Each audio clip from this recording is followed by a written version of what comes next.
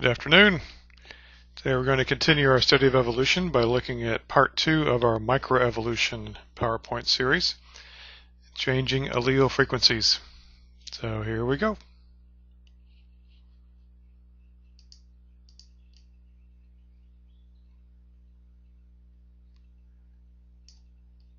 So let's start with a simple definition of evolution.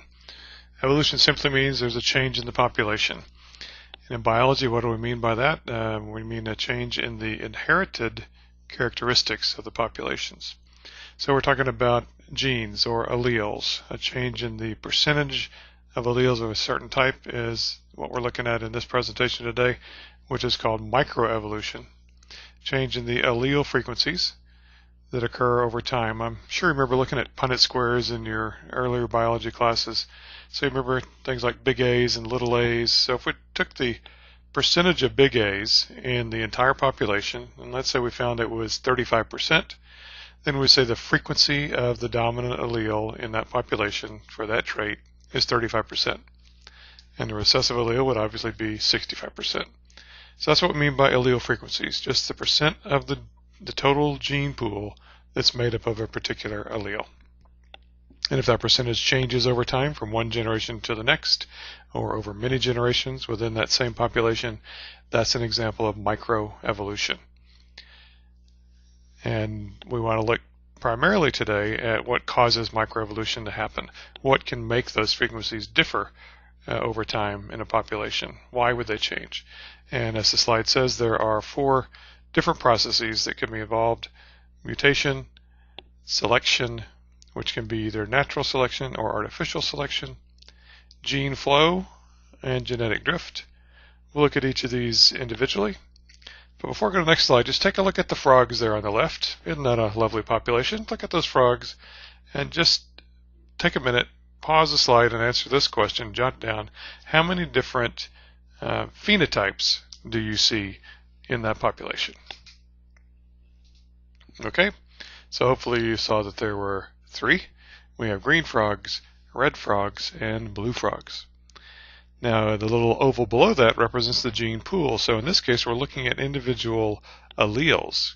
It's as if we could magically look inside, say, this frog right there at the top and tell if he has 2 green alleles, a green and a red allele, or some other combination. And if we could do that and then count up all of the alleles, we'd get what we see in the oval, which is the gene pool. So look at the gene pool and determine how many different alleles do we have for color in the frogs. How many do you see? Pause it, think about it. And what'd you come up with? How many? 2. You're right. We have green alleles and red alleles. So the question that should pop in your mind right away should be saying, hey, wait a minute. How the heck do you get a blue frog if there's only green alleles and red alleles?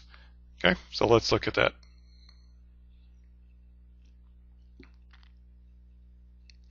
So there's a little trick in our mythical frog population here. Notice the genotypes. If you have 2 G's, we're going to call it the color allele, so a big C for color, and then with a superscript of G for a green color allele, or R for a red color allele. If you get 2 copies of the green allele, then you are a green frog. 2 copies of the red allele, pretty obvious, you're a red frog. But what if you get 1 of each? This is not a case where there is dominance, so we don't have either the green or the red dominating over the other one, but instead we have a condition called incomplete dominance, where both alleles are contributing, and when we get both the green and the red alleles present, the frog doesn't look like either one. In fact, instead, in our hypothetical population, the frogs are going to be blue in color. So now that we know that, go back to your big frog population over here on the left, and I want you to pause this slide, pause the presentation, and do this math right here. I want you to calculate the allele frequency of the gene pool. So by that I want to know what percentage of the alleles are the green allele, what percent are the red allele. Okay, go for it. Alright, so hopefully you paused it and then come back to me. You can do that throughout this presentation, and anytime you feel the need to spend a little more time on something, just pause it and take your time. So let's look at how we can answer this question mathematically. So hopefully you counted up the frogs. We've already done that. So we have 11 green frogs, 3 red frogs, 2 blue frogs. I want to know what percentage of the alleles are green. Well, first of all, I gotta know how many total alleles are there. So if you counted those frogs, you know you have 16 frogs. Each of them gets 2 alleles. So that means we have a total of 32 alleles, 32 letters, you might say, in our gene pool. Of those, how many are green? Well, we had 11 frogs that had 2 copies of it because they were green. So 11 times 2 gives me 22 copies of C with a G on it. Are there any other green alleles in that population? Don't forget these blue guys. The blue frogs each have 1 copy of the green allele, so I have 2 blue frogs, each with 1 copy. It gives me 2 more copies of that, so now I have 24 copies of the green allele. 24 out of how many? 24 divided by 32. What's that? Can you do that math in your head? You are allowed to use a calculator on the biology test if it's a simple 4-function calculator, but I bet you can do 24 divided by 32 in your head and know that that is 75% or 0.75. So we'd say 0.75 is the frequency for the CG allele. Now you could play the same game with the red allele. You'd find that there are, we have how many red? 3 red frogs. They've each got 2 alleles, so that's 6. 2 blue frogs with 1 allele each, that's 2 more, so that's 8 alleles, 8 out of 32. Which gives you 0.25. But you might have been clever enough to know that notice that if you know that 75% have the green allele, then the other 25% must be the red allele. So the sum of the 2 alleles, in this case green plus red, has to add up to 1.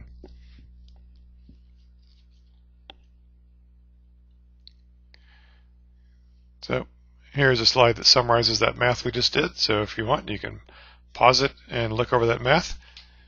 All right, I'm going to keep on going. Again, pause, rewind whenever you need to.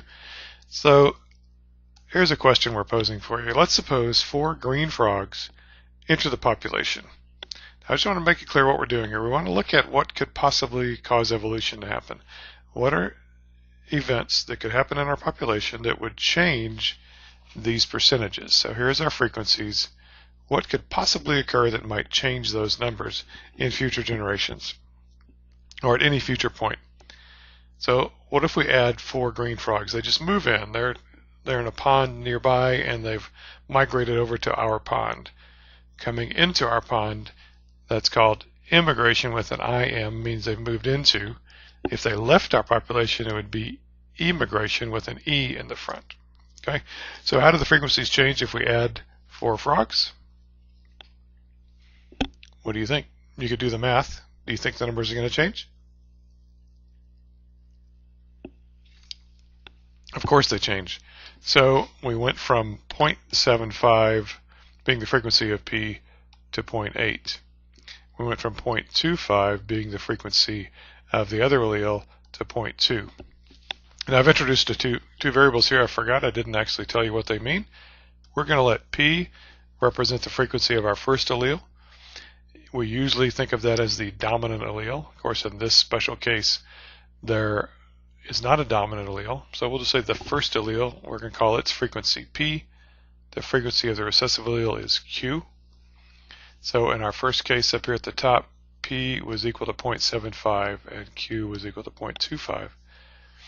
Now all we had happen was some frogs migrated in, and by them moving in, sure enough, it did change the frequency. So did evolution happen? You betcha. That's an example of evolution. Did it produce a new species? Oh, of course not. We just got some change within our population. That's why it's called microevolution.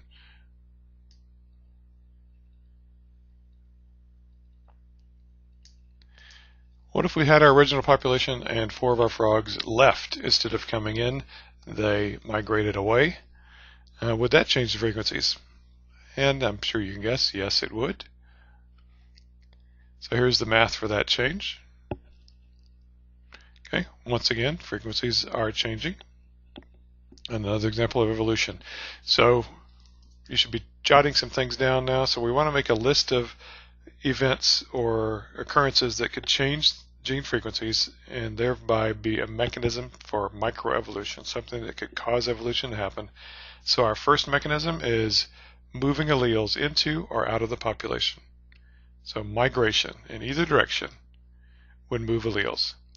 Now I want to introduce another term for you. Migration in biology, we don't just call it migration, that's one way to call it, but in evolutionary biology we're also going to call that gene flow, because the genes are flowing with the individuals either into or out of our population. So make a note of that terminology. So gene flow is a mechanism of evolution. Got it? Alright, turns out another factor that can affect the gene frequencies of a population are the size of the population. So we want to look at the impact of events if we have a small population versus a large population. Whatever the event is, could be migration like we just talked about, could be some sort of selection. Does it matter if the population's already large or already small before the frogs enter? And it turns out it makes a pretty big difference.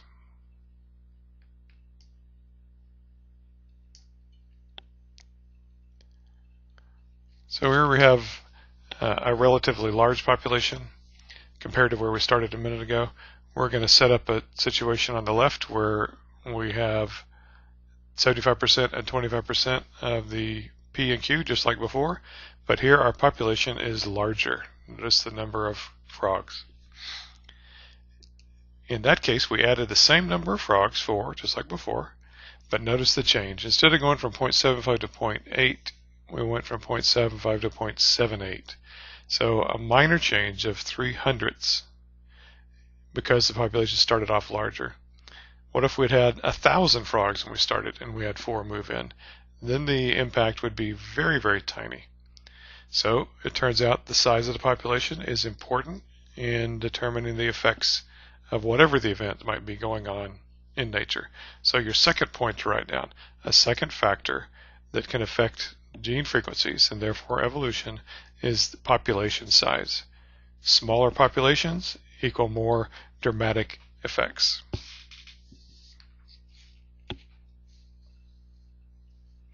Here's the math looking at our small population again, just like before.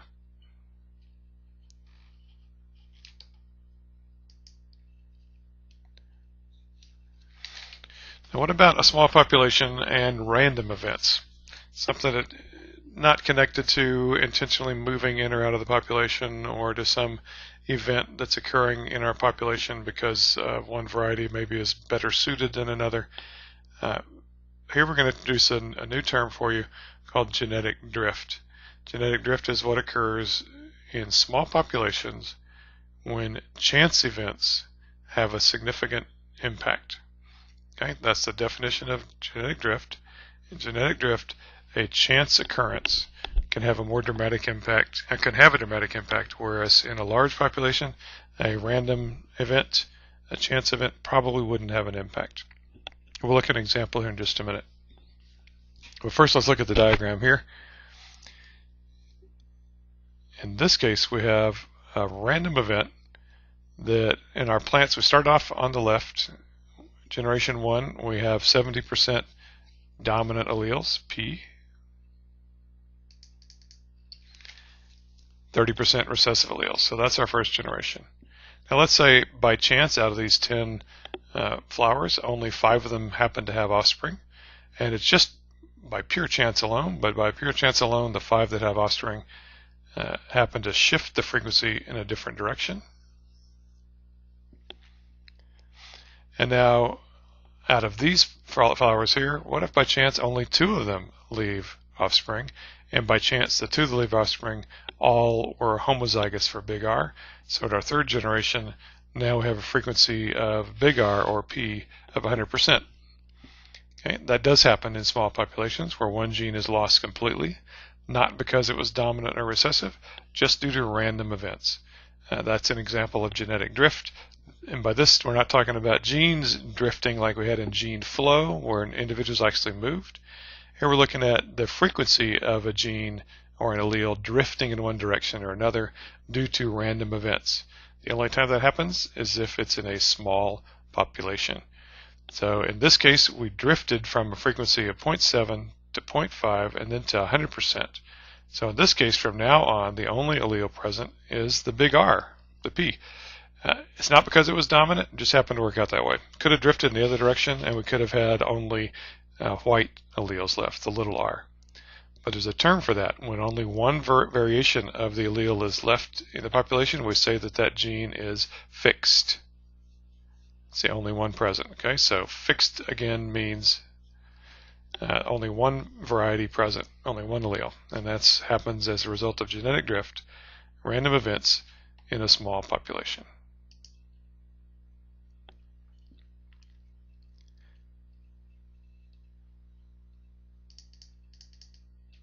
A little bit more on genetic drift.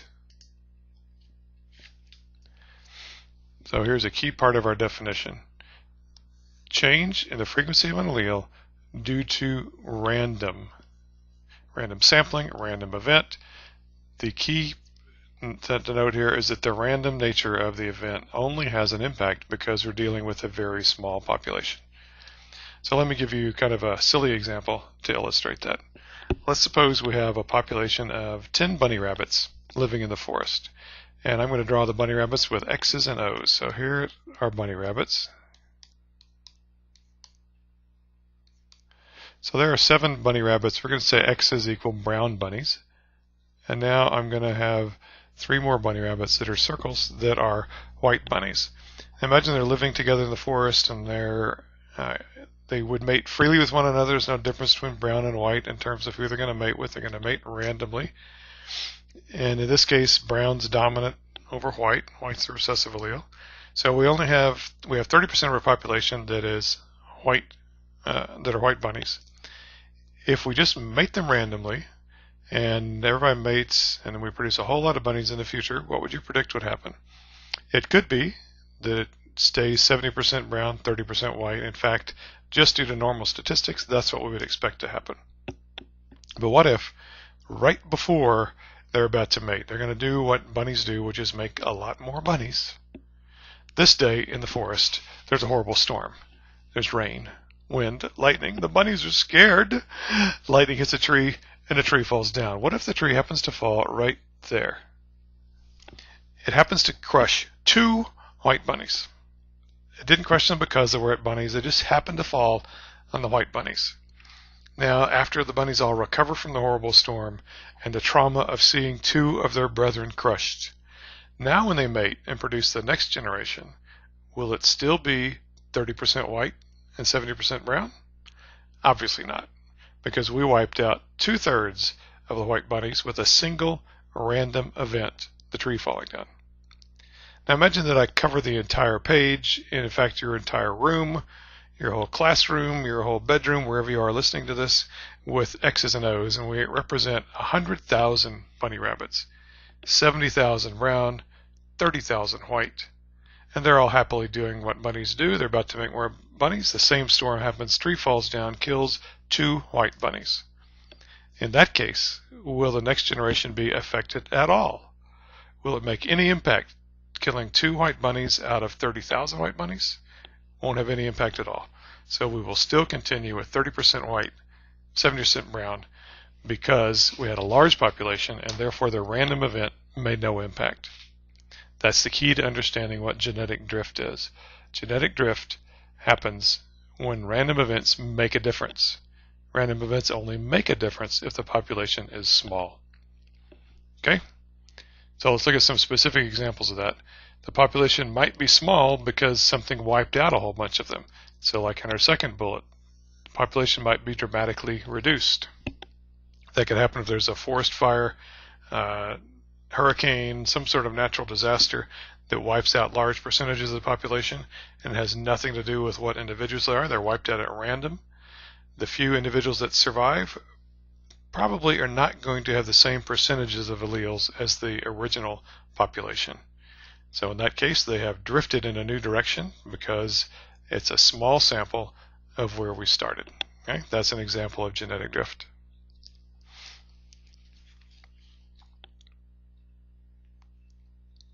Here's an an example to illustrate that same concept. Here we have a bottle full of some alleles, and we're representing the natural disaster by the neck of the bottle. So we shake a few marbles through the neck of the bottle, and the ones that make it into the pot there represent the surviving population. There's no reason to think that a small sample is going to be representative of the original parent population. So here's our original population. Something wipes out a huge percentage. The few survivors are probably not going to be representative of where you started. That's genetic drift. That specific case is called the bottleneck effect, because we think of the disaster like the neck of the bottle. So the disaster could be an environmental one, could be a human-induced one like hunting. Cheetah is a good example. Humans have at one time hunted cheetahs almost to extinction, and the few surviving ones now have repopulated the cheetah population. They don't have a genetic diversity representative of the original population, so our hunting them was a bottleneck event.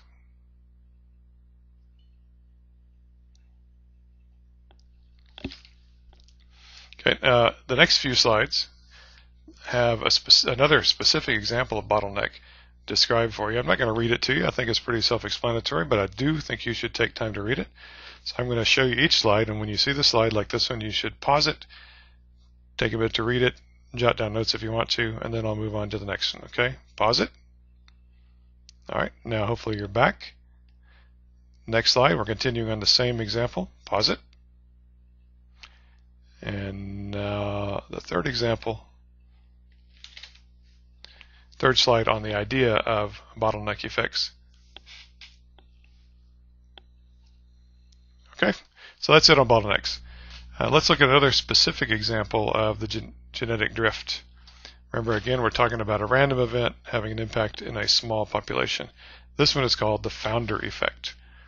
So here, instead of a disaster wiping out a large percentage of the population, imagine you have a huge population, 100,000 individuals, and for some reason a small group of them migrate to a new location. Maybe they go to an island, maybe they go to the other side of a river or a mountain range. For whatever reason, some small number of them move to a new location and start a whole new population. That small group is sort of like the bottleneck group. The small group is probably not going to have the same percentages of alleles as were present in the parent population, because again they were a very small group. So now they have founded a new population, and the new population is different from the parent group right away. That's genetic drift. Again, it's sampling error. Just a small group is probably not representative of the large group. Does that mean they're a new species? Of course not, but they are now genetically different from their parent population. And once that occurs, they could continue to evolve in a different direction, but the initial effect is called founder effect. Okay? Founder effects are really hard to study, but there is one kind of cool example that we have for you on the next couple slides. So this describes an experiment that biologists had a chance to do to try and simulate the founder effect and see if it was real, see if it really happened. Theoretically, it makes sense. Does it actually occur? So like before, I'm not going to read it to you. Pause it for the next 4 slides. Pause each one, read it, and try to piece the story together.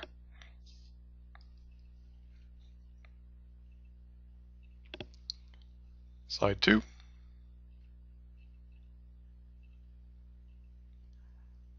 Slide 3.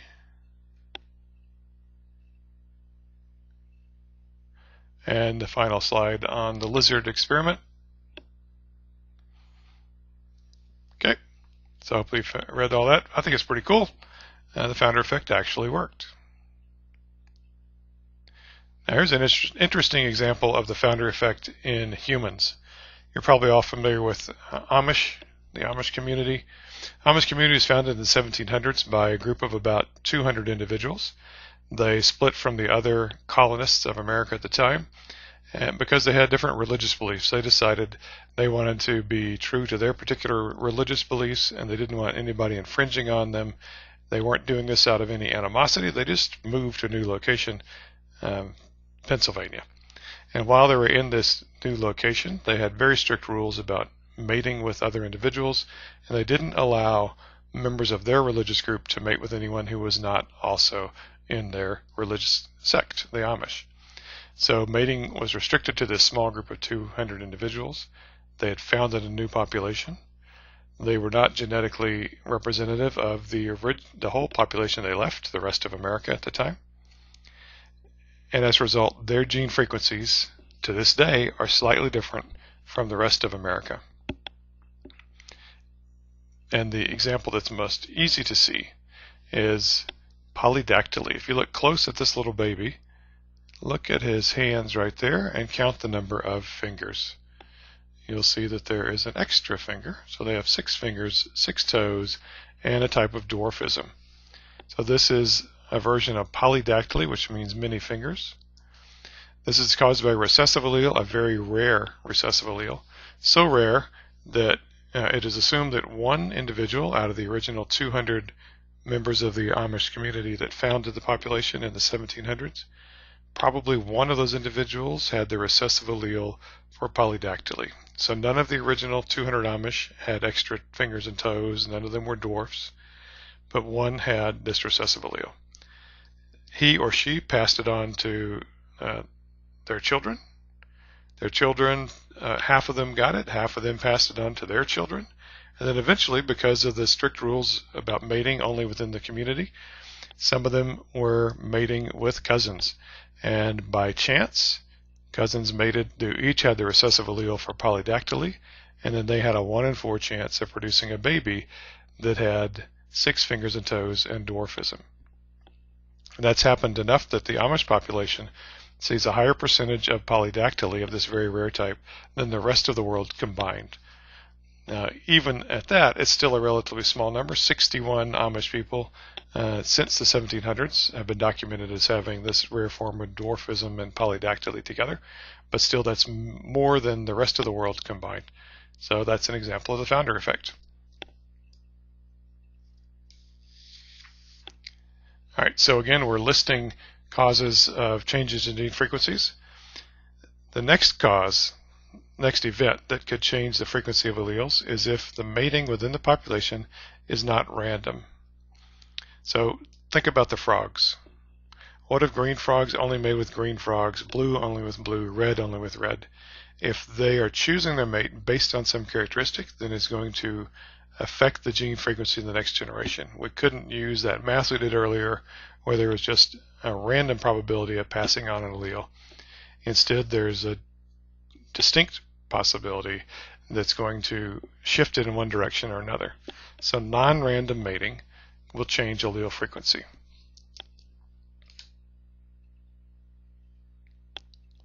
Non-random mating often exhibits itself as a feature we call sexual selection.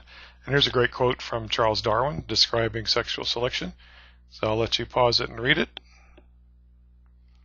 Okay, hopefully you did that. Now you're back with me. So what the heck did he mean? What's he talking about here in this quote? Well, basically he's telling us that there are 2 ways that sexual selection can happen. One is if 2 males fight with one another, physically engage in a struggle with one another to either kill their rival or make him go away so that they're the only guy left to mate with the females. Okay, so the females are not involved in this at all. They're sort of on the sidelines and 2 males fight.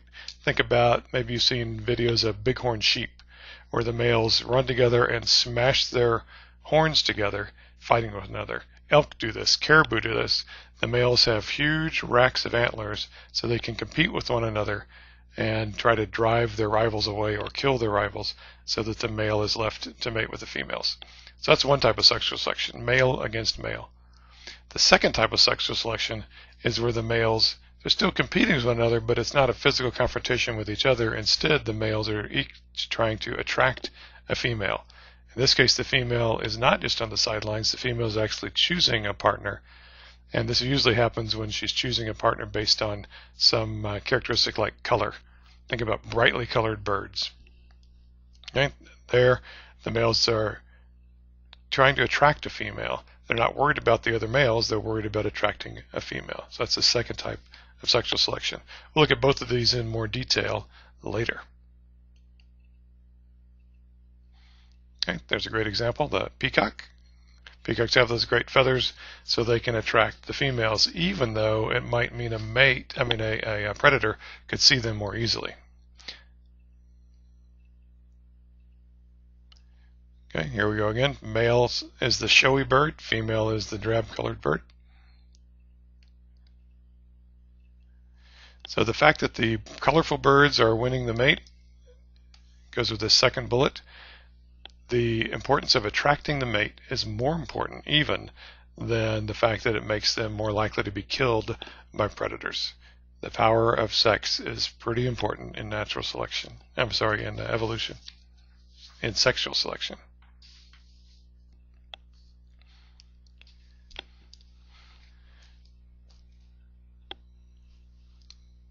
So, we've looked at all of these ways that gene frequencies can change. And hopefully you've made a list and you come up with 5 events, 5 conditions that might change the frequency. Is there ever a chance for there not to be a change? Is there ever a time, ever a situation where the allele frequencies do not change from one generation to the next, where the percentage of big A stays the same? Let's say we start at 35% and it's 35% for 100 generations and 65% for the recessive allele for 100 generations. Does that ever happen? Well, it turned out that 2 men wanted to answer that question. 2 scientists studying in the early 1900s, around 1908, a British man named Geoffrey Hardy, a German man named Wilhelm Weinberg, were each interested in answering this important question. They wanted to know, does sex cause evolution? Does the shuffling of alleles that happen with sex make evolution happen? They both decided that no, it didn't, because the sex could be seen to be random. So they said if sex was random, then it wouldn't have any impact on the gene frequencies of the next generation. Then they came up with some more conditions. These should all sound familiar based on the list you just made, but here's what Hardy and Weinberg, working independently, came up with, this idea that you could have a situation where no evolution was occurring if, and it's a really big if the population can meet 5 conditions. Okay, and if that happened, then the gene frequency stayed the same from generation to generation to generation. They said they would call that population in a condition called equilibrium. So equilibrium referred to the fact that the gene frequencies were not changing from one generation to the next. Okay, so what are the conditions? Excuse me. So here are 5 conditions. Again, they should sound really familiar. One of our lists earlier was if the population was small, genetic drift would happen. So Hardy and Weinberg each said the population has to be large to keep it the same. 2. We said if individuals migrated into or out of our population, frequencies would change. So their second condition, you can't have that happen. So to stay the same, there must be no gene flow. 3rd, what about mutations? Mutations you're familiar with from your studies of DNA in your earlier biology classes. That's an obvious mechanism for changing alleles. If a red allele mutates into a blue allele, that's a change and changes gene frequency. So you can't have that occurring. We already said mating has to be non-random. I mean, if mating is non-random, we could change the gene frequency. So to stay the same, mating has to be completely random. And the last condition is sort of an obvious one, although we didn't list it a minute ago, but natural selection could change gene frequencies. If one individual is better suited to the environment, think about our frogs. If green frogs blended in with the environment where they were living and red and blue frogs didn't, then predators would be more likely to eat the red and blue frogs than the green frogs. That would shift the frequency towards the green allele. That would change gene frequencies. So if we want to make sure gene frequencies do not change, then we have to not have that occurring. So the 5th condition is no natural selection. These 5 conditions, I cannot stress to you how important they are for your success in AP Biology, especially on the AP Biology exam. So you need to memorize these 5. Okay? There's not much I'm going to tell you during our discussions of things you need to memorize for the AP Biology test. These 5 conditions you must know in order to be successful on evolution questions on the AP Biology exam. So pause it here, take some good notes, and make sure you remember all 5 of these conditions that would keep a population the same. So these 5 conditions maintain equilibrium. Okay, are you back? Hopefully you paused it, made good notes on these. So again, this is what keeps it the same. So I could ask you another way to look at this. These 5 conditions in reverse are the 5 causes of evolution, the 5 things that make evolution occur, just like we talked about earlier. So number 1, the opposite of a large population, small population. Small population leads to genetic drift that causes evolution. Migrations cause evolution. Mutations could theoretically cause evolution. Non-random mating as sexual selection certainly could cause evolution, like the peacock tails. And then natural selection, you already know, causes evolution, and we're going to look at that in detail. So my next question for you is, how often do you meet all 5 of these conditions? In nature, how often do you suppose a population could satisfy all 5 of these conditions? What do you think? Hopefully you said never, because that's the truth. There's never a time when you would meet all 5 of these conditions. So as a result, that means gene frequencies always change, and as a result, that means evolution is always occurring to some degree in populations. At least microevolution is always occurring in every population because they can't meet these conditions. All right, so the next couple slides, I want you to pause and read them, but I'm not going to read them out loud to you. Got that one? Next one. All right, the bottom bullet there summarizes what we just talked about. So let's see what Hardy and Weinberg did with their model mathematically. Okay, so what Hardy and Weinberg each did independently was look at sex in terms of mathematics. So they wanted to arrive at an equation that would represent all of that math we did earlier. Okay, so let's go back to our frogs and think about a population where we have a known percentage of the CG allele and the CR allele.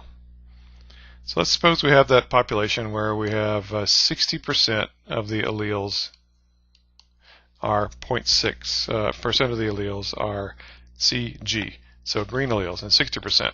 Red alleles, then, what would that percentage have to be? You got it? Hopefully you know right away that it must be 40% or 0.4. So that's going to be our value for Q. Remember, we're letting P represent the one allele, could be dominant.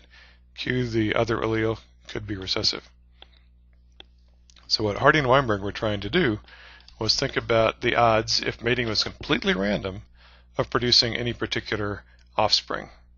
So I want to know, what's the odds that if we have this population right there, mating randomly, what's the odds that any baby is going to get a green allele from its first parent, say from the dad? Thinking about our frogs. So again, we don't have a way of looking at this individual dad. We're just talking about the whole population, mating randomly.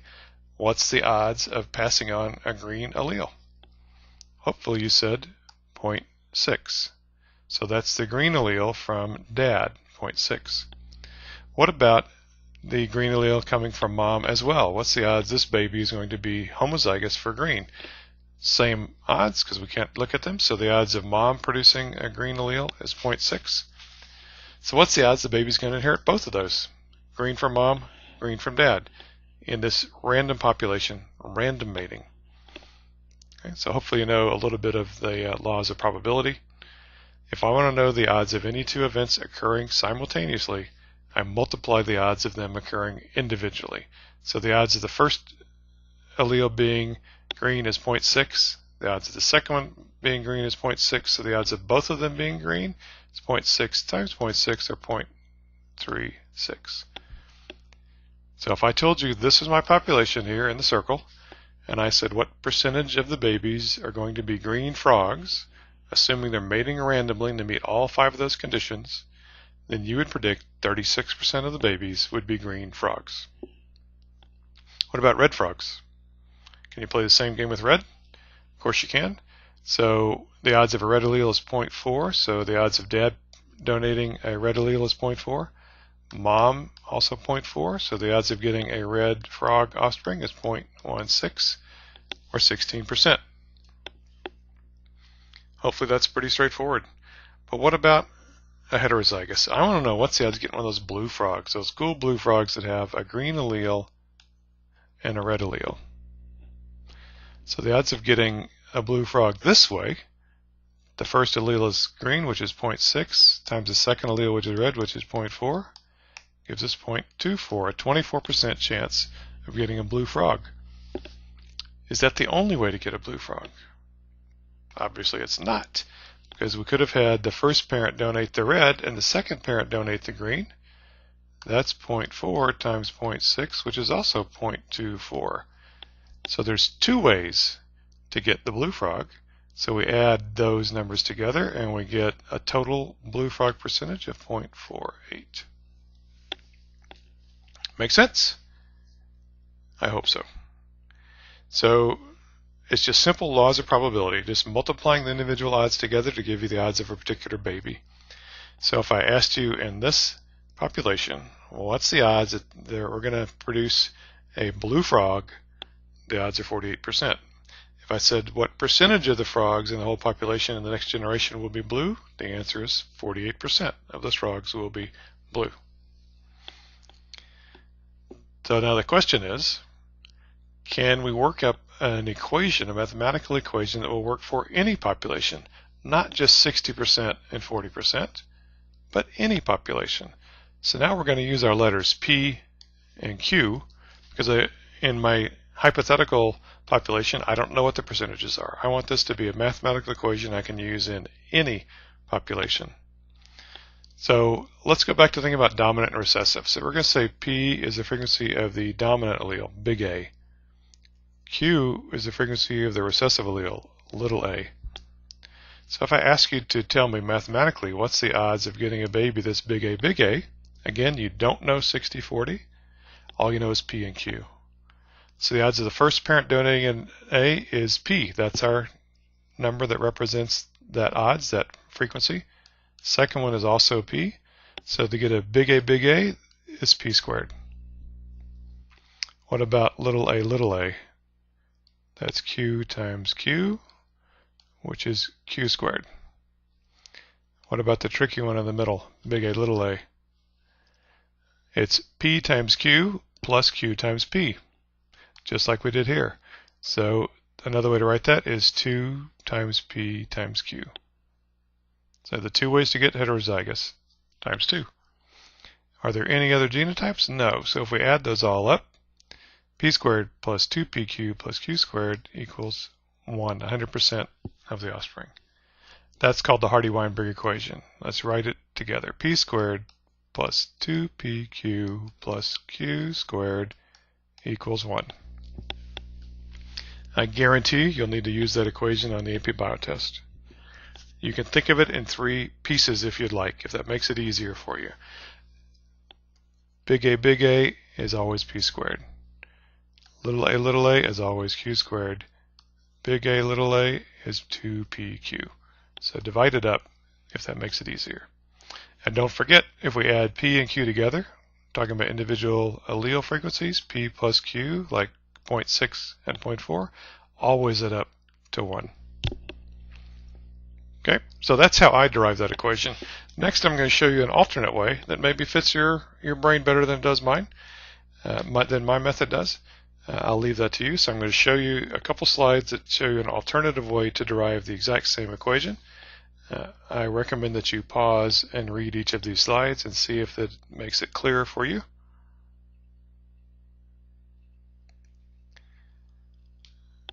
So here's the setup. All the slide is doing is getting you to the same point we just started a minute ago. So we know P and Q.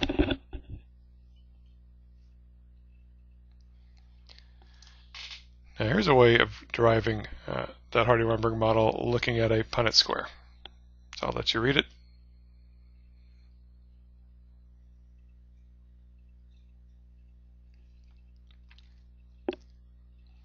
Okay, now this supposes a situation where Hardy-Weinberg might not stay the same. What if something happened where all of a sudden red frogs were more obvious to predators? In that case, we could shift the frequency, and that would mean evolution was occurring.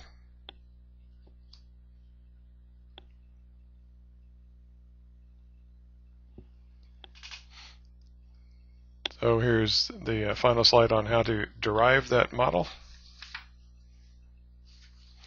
And notice the equation. P plus Q equals 1 is the first equation. P squared plus 2PQ plus Q squared equals 1 is the second equation.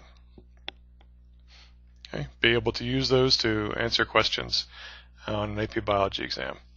Okay, so let's do a hypothetical problem together, and then we'll move on past that. So imagine that I have a population of 1,000 people, and I go to each of those 1,000 people and ask them if they can roll their tongue or not. And it turns out that in my pretend population here, again I'm making this up, but it will work to illustrate how Hardy-Weinberg works.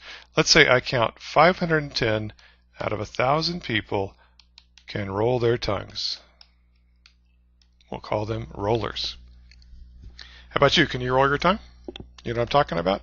See if you can roll your tongue into a little tube. All right, not everybody can do that. So in my case, 510 can do it. Now it turns out that tongue rolling is a dominant allele. So we'll say big A equals rolling your tongue. So if you're big A, you can roll your tongue. If you're big A, little a, you can roll your tongue. If you're one of the people who can't roll their tongue, then you are little a, which is a non-roller. So 510 can roll their tongue. I want to know, let's assume our population meets all the rules of Hardy-Weinberg, and I want to know what percentage of the population is heterozygous for this allele. See if you can work that out. Pause the slide, try to work it out. What percent is heterozygous based on this information? Okay, hopefully you paused it, did a little work. Let's go through it together. So I want to know heterozygous, big A, little a. I haven't told you that at all. What have I told you? 510, which is 0.51, 51%, can roll their tongues. So what part of my equation does that equal? That's P squared plus 2PQ. Did you try taking the square root of 0.51 because you thought it was P squared? That's a common mistake. Hopefully you didn't get trapped by that. That was my trick to the question. 51% was not dominant. 51% was big A plus big A, little a. So I don't have any way to solve for P and Q with that equation. But if you're very clever, you noticed I told you the rest of the equation without even saying it out loud. If 510 can roll their tongues, then you know that 490 cannot roll their tongues. That's 0.49. So 0.49 is equal to what part of my equation? Q squared. If I know 49% is Q squared, 0.49, I can now find out Q. Because if I take the square root of 0.49, I will get Q. Square root of 0.49 is what? You're right, 0.7. Now, as soon as you know that Q is 0.7, what's P? Boom! You had to have it, right? Immediately, as soon as you knew P was 0.7, Q was 0.7, you knew P had to be 0.3. Why? Because P plus Q always equals 1. So now you know the frequency of every allele, and you can answer any question that I was to ask you. So I asked for how many were heterozygous, and now it's just 2 times 0.7 times 0.3. What's that? 0.42. 7 times 3 is 21, times 2 is 42. So 42% or 420 of the people should have been heterozygous for tongue rolling. Okay, that example shows you the trick you should always use on the AP Bio test if they ask you about Hardy-Weinberg. I want you every time to zoom in on Q squared. No matter what they ask you, start by looking for Q squared because that's the one thing they cannot hide from you. They might tell you what percent show the dominant trait. You need to subtract it and figure out what percent therefore show the recessive trait, because that's the only time you know for sure the genotype. If I just tell you how many roll their tongue, you don't know if they're big A, or big A, little a. But as soon as you know how many can't roll their tongue, you know they're little a, you know that percentage is q squared. If you know q squared, you can find out q. If you know q, you can find out p. Okay? I guarantee that skill is going to come in to play on the AP Biology test. So moving on, we're still looking at mechanisms of evolution. We have a few slides left to look at here for how evolution can happen. Now that we know Hardy-Weinberg, you've memorized the 5 conditions, don't let it ever go out of your head that altering those 5 conditions cause evolution. So think of all 5 of them in reverse as mechanisms that drive evolution. Of those 5 mechanisms, only one will result in a population that is better adapted to the environment every time. And that one mechanism is natural selection, okay, which we talked about in part 1 of microevolution.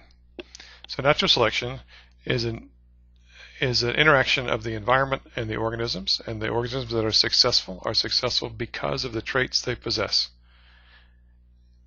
Therefore, the more successful traits are more likely to be passed on, and therefore the population over time becomes better adapted. It's not random at all, okay? It's anything but random. The variations that are available to produce to be selected for might be produced at random, but the selection is not random. Think of it as sorting them in the context of their environment means specific individuals are successful because of their traits, since they're successful for a reason that is not random. So natural selection is responsible for adaptive evolution. That's a good buzzword to know. And it is not a random process. That's really important to understand. So I'm sure you've heard terms like survival of the fittest and think about evolution. So in evolutionary terms, what do we really mean by fitness? So we can talk about degrees of fitness. Fitness is just referring to reproductive success. Which individuals pass the most genes on to the next generation those are the individuals that are the most successful and therefore the most fit. So if we were to measure the percentage of alleles passed on from any individual, we would be measuring its relative fitness, its degree of contribution to the next generation.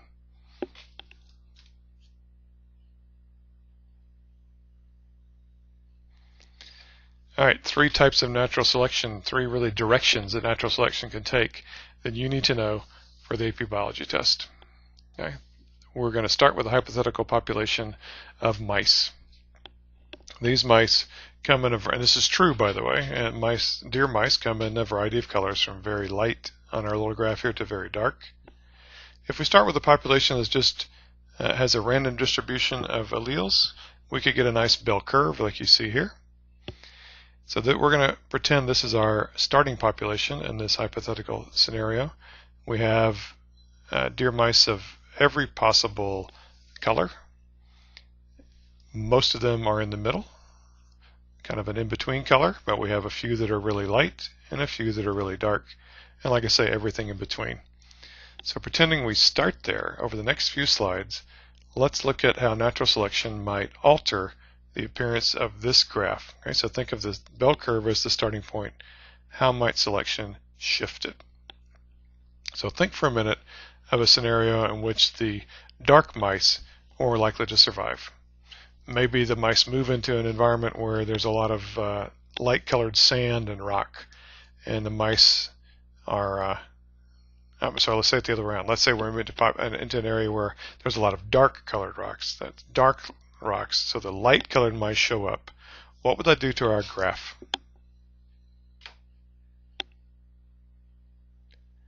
You might see something like the second graph. In this case, the mice that are dark are more successful, so the graph shifts in the direction of darker colored mice. We could do the reverse. If they moved into an environment that's really light-colored, then the dark ones would be selected against, and it'd shift in the other direction, just like the peppered moths. So in these graphs, the arrow represents the direction of selection. In other words, which ones the environment is treating more harshly. So in this case, light-colored mice are not as successful. That's that arrow pointing down on the light-colored side of the graph. So that would obviously shift the gene frequencies in a specific direction. So we call this directional selection. That's a term you need to know. So in that case, one extreme or the other is favored by natural selection. In this case, dark is favored.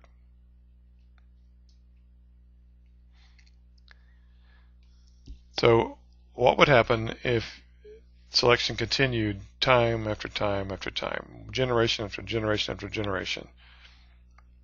What do you think could occur? Could result in extinction of one variety.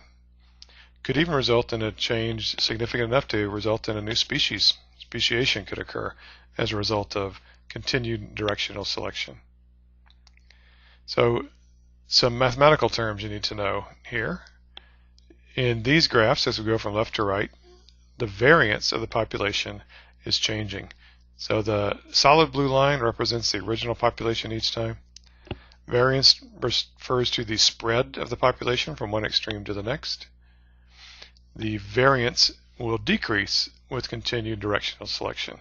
So notice the spread in this graph versus the original graph. And in here, very little variance across the population.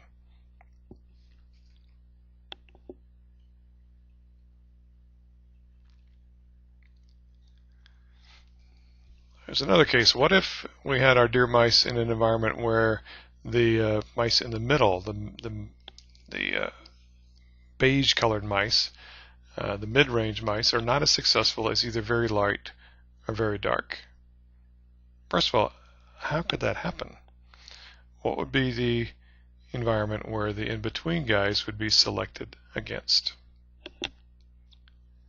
Alright, so what if you had a very patchy environment where there's a lot of dark rocks and a lot of very light rocks? So the background is of varying colors, where the mice are running around. No matter where they are, dark or light, the in-between guys are going to show up. So in that sort of population, the mice of the intermediate variety, the heterozygotes, would be selected against the big arrow right here. And that would tend to disrupt the population into two separate groups. So it diversifies the group. So this is called diversifying selection, also called disruptive selection. You can use either terminology. In fact, even if you forgot the terminology, if you could describe what was happening if the intermediates were selected against, what would the result be? That would still be good for the AP Bio test. Oops, same slide occurred twice. Just ignore that. Third type is stabilizing selection. In this case, selection is happening against both extremes, really dark and really light. Okay. If that's the case, what's going to be the result? Okay. If the rocks are the in-between color, they're not real dark rocks, they're not real light rocks, then the mice of the intermediate color are by far the most successful. So we have selection happening on both sides of our graph. What does that do to our graph? Okay. We obviously get much less variance. We also increase the mean around the in-between guys. Okay, so increasing the mean, decreasing the variance as a result of what's called stabilizing selection. We're calling it stabilizing because we're stabilizing around an intermediate type and the extremes on both ends are being eliminated. So we're stabilizing the population.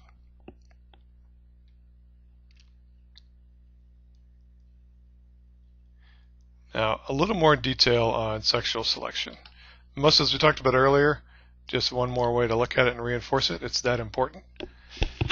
So one aspect of sexual selection that we didn't talk about earlier is that if males are competing for mates, either they're competing with other males or they're competing to attract a female, in either case, the male's phenotype may become dramatically different from the female's phenotype.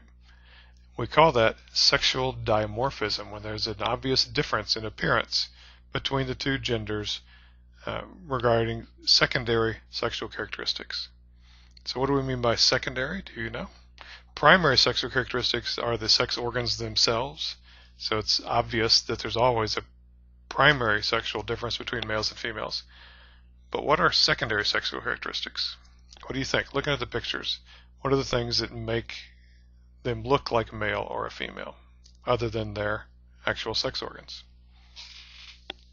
Hopefully came up with things like size. Here, that bird is much larger than the female. Coloration, sometimes the females are larger, by the way. Size, coloration, behaviors could be different. Having antlers, like on the male deer here on the right, those are all secondary sexual characteristics. And if the secondary characteristics are very different between males and females, you could tell them apart just by looking, without looking at their actual sex organs, then you have a case of sexual dimorphism.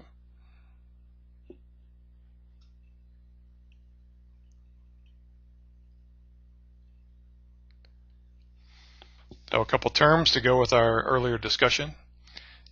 If males compete with one another, they fight, they wrestle like the giraffes here, or these guys, or fighting with antlers on the right. They're competing within the same sex. That's called intrasexual selection. Within the same sex. Intra, within. Very common for males to do this. Not so common for females. Okay? But it's very, very common for males to exhibit intrasexual selection, competing directly with one another with some sort of aggressive behaviors.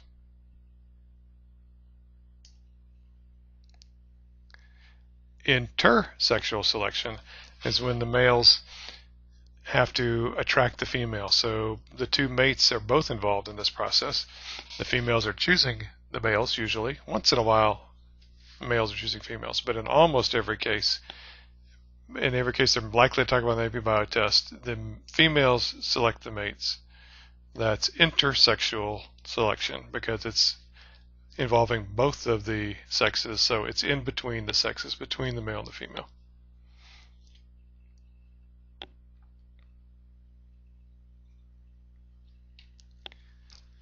All right, so we've talked a lot in this presentation about evolution, natural selection, changes to gene pools, and you might get the idea that gene pools are always going to be narrowed, that because of selection or other factors, you have less and less variety over time. And theoretically that could happen, but there are conditions within nature that, as a result of them, preserve variation within a population. And that's a good thing because over time, having variety gives more opportunities for natural selection to occur, and that's good for the overall health of the species in the long run. Even varieties that seem harmful in one instance, as the environment changes over time, that harmful trait could become beneficial in a future instance. So it's good that there are mechanisms in place to maintain variety. Okay, so what are they? So we're going to look at 4 basic mechanisms for keeping variety present in the population, and then we'll be done. So bear with me just a little bit longer. So first of all, some variation is neutral. We talked about that in the last slideshow. But what about things that tend to counter the effect of selection we've just talked about? So let's look at them one at a time. Diploidy.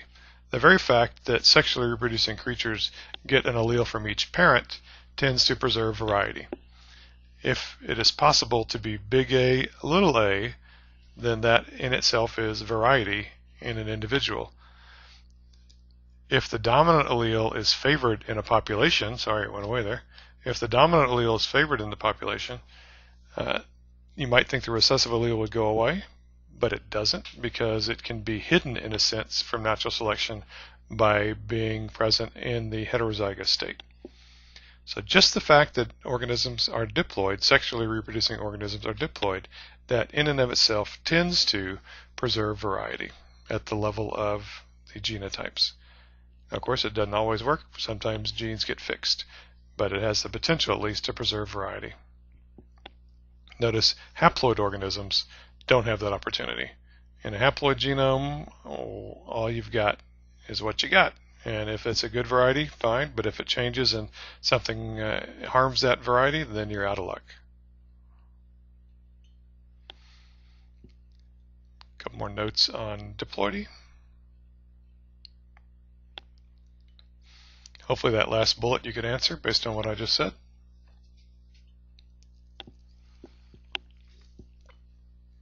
There's an interesting idea. It's called balancing selection. So balancing selection happens when natural selection is favoring two or more varieties in a population. And that typically is occurring when we have a situation called heterozygote advantage. We're going to look at that separately in just a minute. It could also be frequency-dependent selection, which will also be a separate slide. So the next couple slides are illustrating how balancing selection could happen, how natural selection could favor having more than one variety within a species, within a population.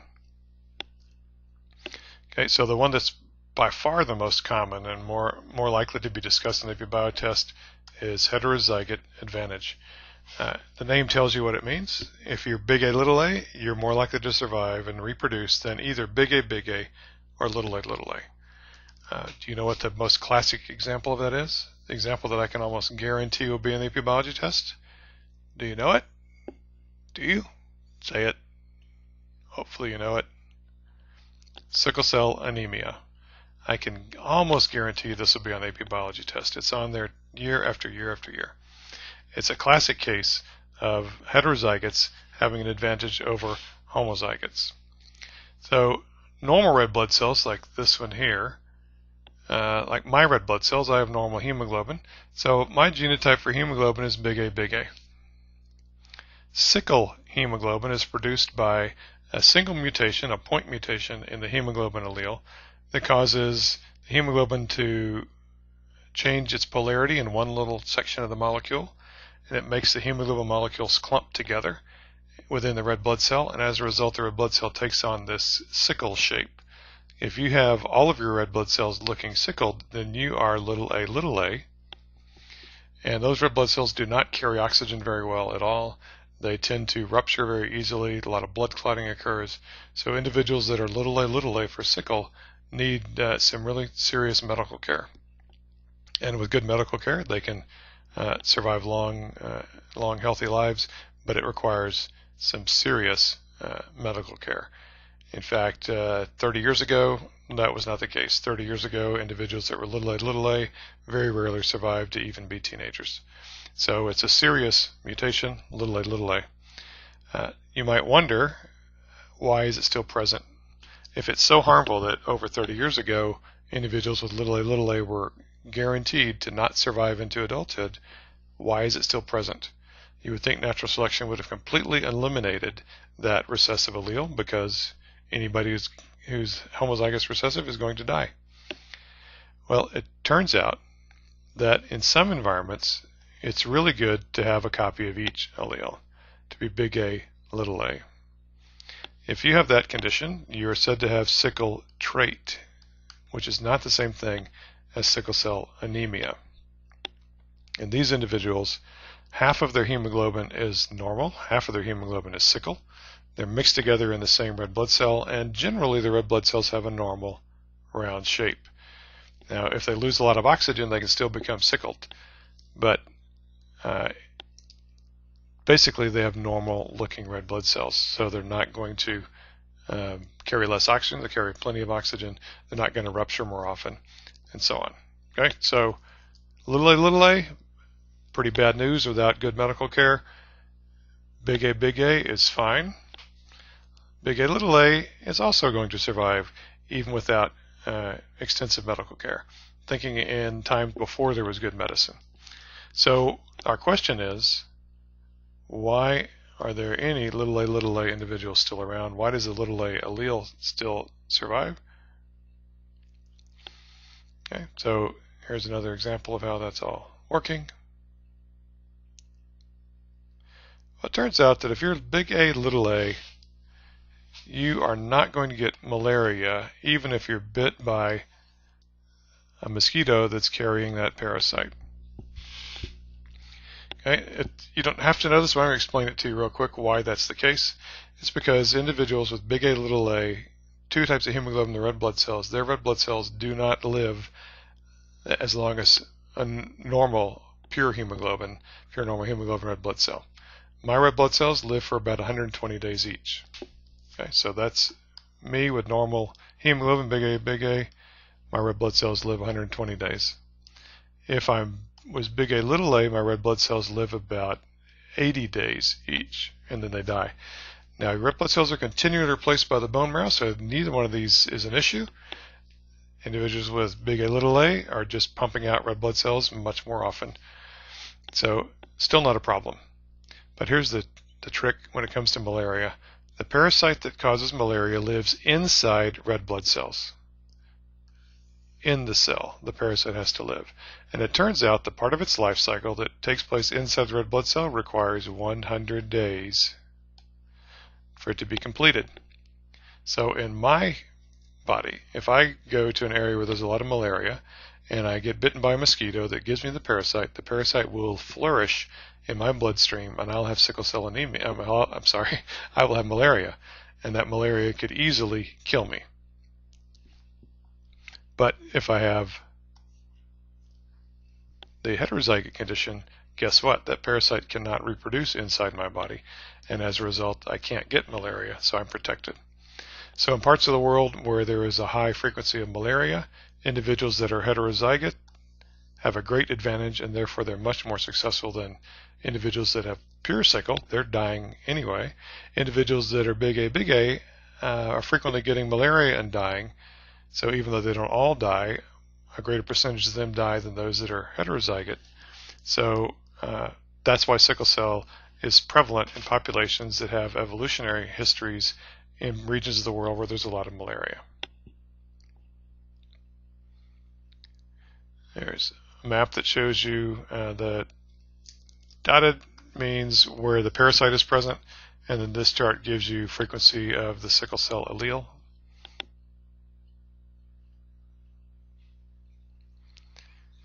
And we have this idea of frequency-dependent selection. Frequency-dependent is just what it sounds like. The frequency of the allele can affect whether it's selected for or against. I'll give you an example. First of all, a quick definition. Positive frequency-dependent means that the fitness increases as the allele is more common. So if 90% of the alleles are big A's, then that in this condition, then we'd say big A was more fit, would be more likely to be fit and more likely to be successful. If it was only 40% big A's, then it would not be as fit, would not be as successful as in a population where it was a higher percentage. Okay, so positive frequency dependence. Negative frequency dependence is just the opposite, that actually it's better for the survival of that allele if it's in a less than 50% situation. I'll give you a quick example of negative frequency dependence. Imagine that you have a variety of butterfly that's tasting nasty to birds, like a monarch butterfly. And if birds eat a monarch butterfly, it just tastes horrible, and the bird will spit it out, and it might even get sick. So the bird learns not to eat that type of butterfly. What would happen if you had another butterfly that looked kind of like that but tasted really good? As long as the bird had first eaten the nasty tasting butterfly, he's not going to even try the good tasting butterfly because it looks like the nasty one. He's going to be fooled and he won't eat it. So the only way that works in nature, it's called mimicry, called Batesian mimicry. The only way that will work is if the nasty tasting ones are a lot more common than the good tasting ones. So the good tasting allele has a fitness level that is high as long as it's in a low percentage. Think about the other. What if the good tasting ones are much more common than the nasty tasting ones? Then a bird's more likely to eat a good tasting one first, and he doesn't learn to avoid the nasty ones. He doesn't learn to avoid that trait. That appearance. Okay, so that's an example of negative frequency dependent selection.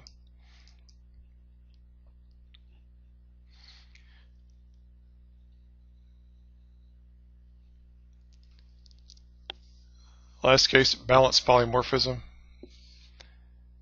When two distinct phenotypes exist successfully, and they're not changing, we're not shifting from one to the other, but they're both being maintained successfully. That's called balanced polymorphism. Polymorph means many forms, and it's staying balanced, meaning there's a lot of variety. I mean, both varieties are balanced in the population. That's most likely to happen when the environment's changing over time. So like this bullet right here. So pause it and read that.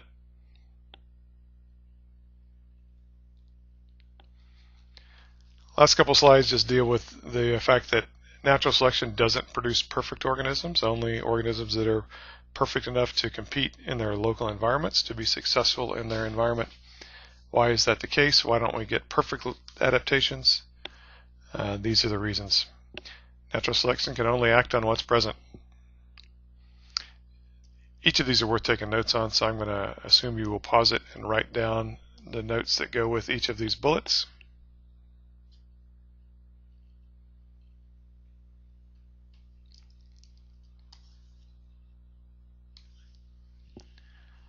And that completes our study of microevolution. I hope you liked it. That's it. I will be back with you for another slide presentation in the future, I hope.